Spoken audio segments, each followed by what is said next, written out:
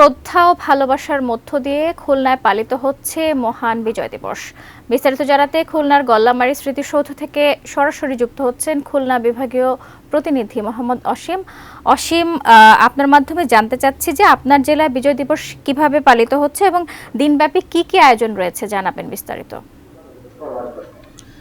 শাকিলা, ধন্যবাদ আপনাকে। আসলে সূর্যোদয়ের সঙ্গে সঙ্গে খুলনার গল্লামারী স্মৃতি শহীদে মহান যে বিজয় দিবস, এই বিজয় দিবসে জাতির শ্রেষ্ঠ সন্তান মুক্তিযোদ্ধাদের শ্রদ্ধা নিবেদনের মধ্য দিয়ে আজকের খুলনার যে আনুষ্ঠানিকতা সেটি শুরু হয়। এরপরে খুলনা বিভাগীয় কমিশনার, খুলনা জেলা প্রশাসন এবং বিভিন্ন যে সরকারি এবং বেসরকারি দপ্তরগুলো রয়েছেন তারা একে একে শ্রদ্ধা নিবেদন করছেন বিএমপি সহ বিভিন্ন রাজনৈতিক দলের নেতৃবৃন্দ। আসলে তারা বলছেন, এখানে যারা শ্রদ্ধা নিবেদন করতে আসছেন তারা কিন্তু সবাই বলছেন যে আগামীর যে বাংলাদেশ, এই বাংলাদেশ একটি বৈষম্যহীন বাংলাদেশ, অর্থাৎ এই বাংলাদেশে কোনো বৈষম্য থাকবে না, তেমন বাংলাদেশ চায়। তারা চায় যে অসাম্প্রদায়িক একটি বাংলাদেশ, যেটি তারা আগামী দিনে এই বিজয় দিবসে তারা প্রত্যাশা করেন। একই সাথে আপনাকে জানিয়ে রাখি যে কিছুক্ষণ আগে অর্থাৎ সকাল 9টার দিকে খুলনা জেলা স্টেডিয়ামে খুলনার বিভাগীয় কমিশনার ফিরোজ সরকার তিনি আনুষ্ঠানিকভাবে এখানের জাতীয় পতাকা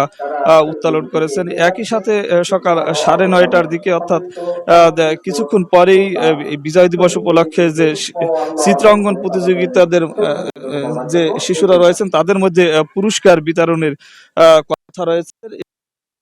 প্রশাসক মূলত আয়োজন করেছেন। এছাড়া সকাল 11:30টায় জেলা শিল্পকলা যে একাডেমি রয়েছেন সেই একাডেমিতে বীর মুক্তিযোদ্ধা, শহীদ বীর মুক্তিযোদ্ধা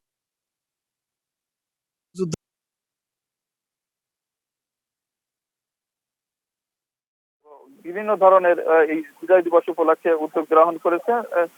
তারা চিত্রাঙ্কন প্রতিযোগিতা, আলোচনা সভা এবং জোহর নামাজ বাদ বিশেষ দোয়ার আয়োজন করেছেন।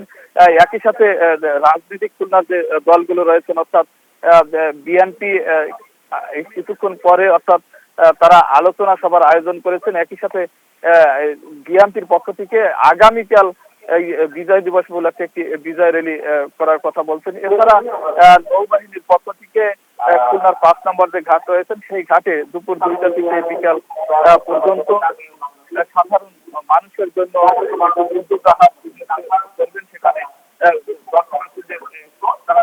বিভিন্ন বিষয়, যুদ্ধের যে আনুষঙ্গিক বিষয় কিভাবে, সে বিষয় কিন্তু সাধারণ মানুষ জানতে পারবেন এই নৌবাহিনীর জাহাজ থেকে। আমার কাছে সামনে থাকিলে এই ছিল খুলনার গল্লামারী স্মৃতিসৌধ থেকে বিজয় দিবসের সর্বশেষ খবর।